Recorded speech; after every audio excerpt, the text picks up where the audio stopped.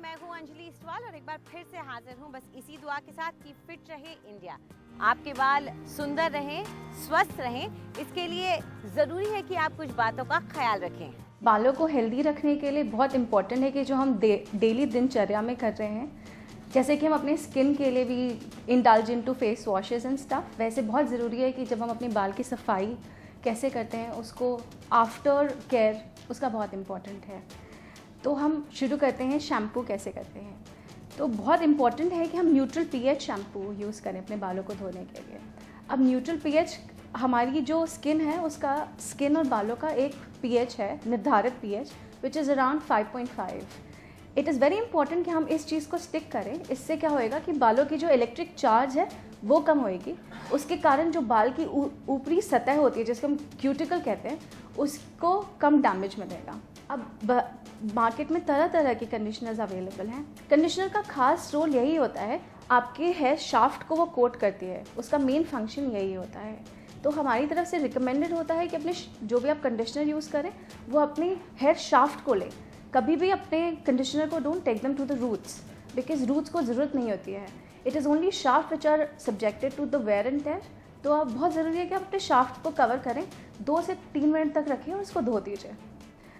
बाल आजकल इतना कॉस्मेटिक यूज़ हो रहा है बालों में, तो ये बहुत ज़रूरी है कि हम अब बालों को कम से कम कॉस्मेटिक यूज़ करें और जितना हेयर डाई यूज़ कर रहे हैं वो ज़्यादा से ज़्यादा अमोनिया फ्री होए। हमारी न्यूट्रिशनिस्ट आज आपको बताने वाली है कि आप अपनी पाचन शक्ति या डाइजेशन को कैसे बेहतर बना सकते हैं। बात करते हैं डाइजेशन की, जिसे कहते हैं आपकी पाचन शक्ति। आपकी जो अग्नि है बॉडी में, आपकी जो डाइजेस्टिव एंजाइम्स है, ये एनहांस करती है या डिस्ट्रक्ट करती है आपकी डाइजेशन को। तो आप अपनी बॉडी की अग्नि को हमेशा प्रोवोक करके रखना चाहिए, हमेशा अच्छा रखना चाहिए कि आपकी बॉडी में डाइजेस्टिव इश्यूज़ ना हो। डाइजेशन जिनका अच्छा नहीं होता है या जिन्हें ब्लोटिंग होती है, जिन्हें अपचक्ति की प्रॉब्लम्स होती है, उन्हें छोटा छोटा खाना खाना चाहिए। बहुत सारा खाना अगर आप ठूस के खा लेते हैं तो वो खाना डाइजेस्ट तो होता नहीं है, पेट में रह के सड़ता रहता है, फर्मेंट होता रहता है। जब वो फर्मेंट हो जाता है अंदर तो वो एसिडिटी या रिफ्लक्स के रूप में बाहर आता है। तो इसीलिए जिन्हें स्पेसिफिकली इनडाइजेशन की प्रॉब्लम हो उन्हें छोटे छोटे लेवल्स पे खाना खाना चाहिए। हल्का खाना खाइए कुछ दिनों तक, हफ्ता 10 दिन तक। बहुत ज़्यादा जो एसिडिटी और डाइजेशन की समस्याओं से जूझ रहे हो उन्हें खिचड़ी खानी चाहिए सुबह शाम घी डाल के, तो उनकी डाइजेस्टिव सिस्टम को आराम मिलेगा और इस बीमारी से वो हमेशा के लिए निकल जाएंगे। तो हल्का खाना खाइए, स्पेस आउट करके खाइए, पानी की मात्रा बढ़ा दीजिए, प्रोबायोटिक का प्रयोग ज़रूर करिए। प्रोबायोटिक का मतलब होता है आप दही का प्रयोग ज़रूर करिए या फिर नींबू के अचार में बहुत ही अच्छी मात्रा में प्रोबायोटिक बैक्टीरिया मिलते हैं, उसका प्रयोग ज़रूर करिए। डाइजेशन ठीक होना गुड हेल्थ का सबसे फर्स्ट क्राइटेरिया होता है। अपने एक्शंस और रिएक्शंस पर काबू करने के लिए ज़रूरी है अपने अंतर्मन पर काबू रखना। ये सिखा रही है हमारी योगा एक्सपर्ट। नमस्कार, आज हम आसन करने जा रहे हैं। वो एक आसन है जिससे आप जितना रिएक्ट करते हैं वो कम हो जाए और जितना एक्ट करना चाहे लाइफ में उतना एक्ट करें। तो ये भी 3 मिनट तक के लिए आसन की रेपिटेशन है और अगर आपको कंफर्टेबल लगे तो आप इसको और भी बढ़ा सकते हैं 7 मिनट तक। तब हम देखेंगे आसन कैसे करना है। आप सबसे पहले अपनी लेग्स को सामने स्ट्रेच करके बैठेंगे, अपने हिप बोन्स, सिट बोन्स पे बैठेंगे। यहाँ से हम इनहेल करते हुए अपने आर्म्स ऊपर लाएंगे और एक्सेल करते हुए आप जहाँ तक पहुँच सके आप अपने हाथ वहाँ पे स्टेडी कर लें। यहाँ पे नीज पे, शिन्स पे, जहाँ पे भी आपको कंफर्टेबल हो वहाँ कर लें। अगर आप अपने टोस पकड़ सकें तो उनको पकड़ें। यहाँ पे हम ये पोस्चर को होल्ड करेंगे, इनहेल करेंगे, अपना हेड हम ऊपर लेके आएंगे, एक्सेल करेंगे, हम चिन चेस्ट में लेके आएंगे। Inhale, exhale. इसी तरीके से आप फिर इनहेल, आर्म्स अप और एक्सेल, रिलीज।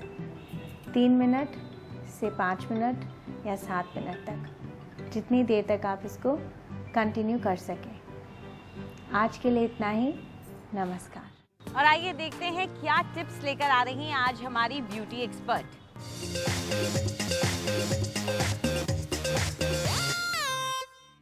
नमस्कार। आज हम बात करेंगे इंसेक्ट बाइट्स के बारे में and even more serious snake bites के बारे में। ये नहीं कि हमारे यहाँ आसपास स्नेक्स है, बट जस्ट इन केस आप एक ऐसी जगह पे हैं जहाँ आपके पास कोई ऑइंटमेंट, कोई लोशन, कोई भी दवा ना हो, एक बहुत ही आसान नुस्खा जो हर घर में पाया जाता है वो है सिरका।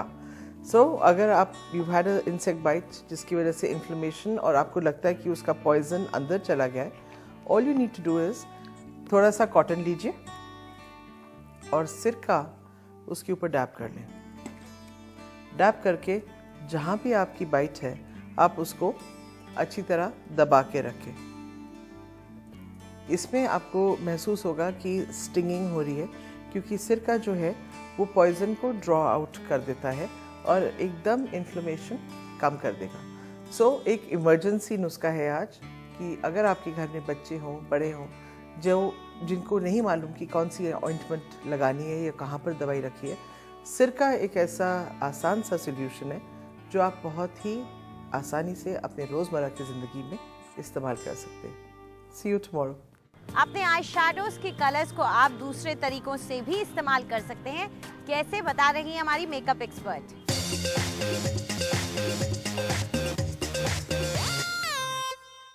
हाय, आप सब ने आई शैडोज तो बहुत यूज़ करी हैं।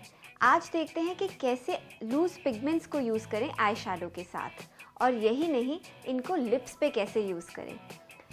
लूज़ पिगमेंट्स कुछ इस तरह के होते हैं, ये पाउडर फॉर्म के होते हैं और इनका टेक्सचर बहुत ही लाइट होता है, इसीलिए आप इनको दूसरी चीज़ों के साथ मिक्स करके यूज़ कर सकते हैं। तो चलिए देखते हैं इसको आईज़ पे सबसे पहले कैसे यूज़ करें। नॉर्मली आप अपनी आई शैडोज़ को आईज़ पे लगाते हैं, उसी तरह इससे मैचिंग कलर का आई शैडो लें। जैसे मैं ब्रॉन्जिंग गोल्ड ले रही हूँ, इसे आईज़ पे अप्लाई करें।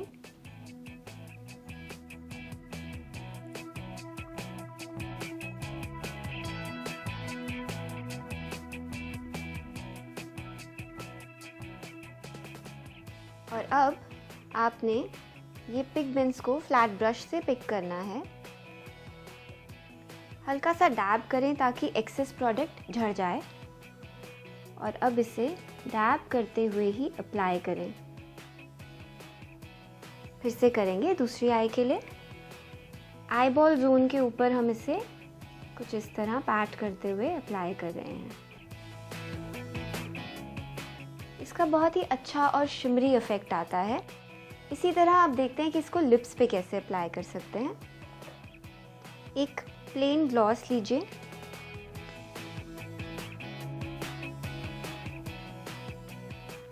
प्लेन ग्लॉस में हम थोड़ा सा पिगमेंट पिक करेंगे लिप ब्रश से एंड मिक्स कर देंगे। इसका टेक्सचर ऐसे ही होना चाहिए जैसे कि एक ग्लॉसी लिपस्टिक का होगा।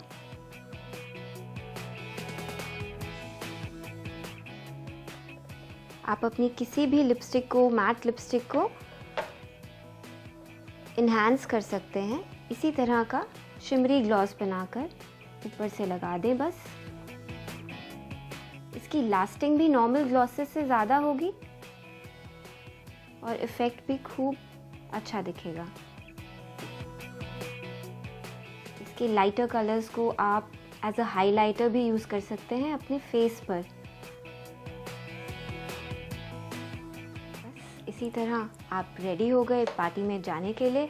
आई होप आपको आई पिगमेंट का ये यूज़फुल लगा हो। Thank you.